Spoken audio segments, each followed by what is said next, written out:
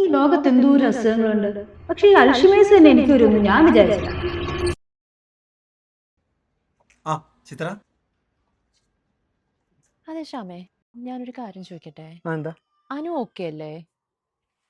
എന്താ അങ്ങനെ ചോദിച്ചേ? ഇന്ന് രാവിലെ ഞാൻ ഫ്ലാറ്റിന്റെ ഇടയിൽ വെച്ച് കണ്ടായിരുന്നു. ചോദിച്ചപ്പോ നടക്കാൻ പോവാന്നാ പറഞ്ഞത്. ഗുഡ് മോർണിംഗ് അനു, എങ്ങോട്ടാ രാവിലെ?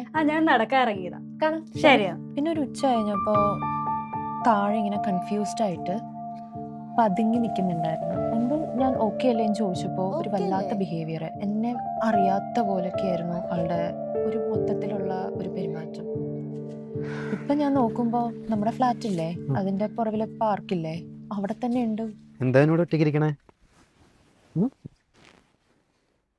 ഒരിക്കലും മറക്കില്ല എന്ന് വിചാരിച്ച പല കാര്യങ്ങളും മറന്നു പോകുന്നുണ്ടോ എന്നൊരു തോന്നൽ. അതിപ്പോ ഞാനും മറക്കാറില്ലേ. ഒരുപക്ഷെ ഞാൻ നിന്നെ മറന്നുപോയത് നീ എങ്ങനെ ഹാൻഡിൽ ചെയ്യും? എനിക്ക് നീ എൻ്റെ കൂടെ ഉണ്ടല്ലോ, അത് മതി. ഞാൻ നിന്നെ വിട്ടുപോയാൽ നീ വേറെ കല്യാണം കഴിക്കുമോ? ദേ, വേറെ കല്യാണം എങ്ങനെ കഴിച്ചാൽ തലമുണ്ട അടിച്ചു പൊളിക്കും. ആദ്യം ഒരു ജോലി ശരിയാവട്ടെ, പിന്നെ എല്ലാം റെഡി അല്ലേ? ആദ്യത്തെ സ്ട്രഗിളൊക്കെ ഉള്ളൂ.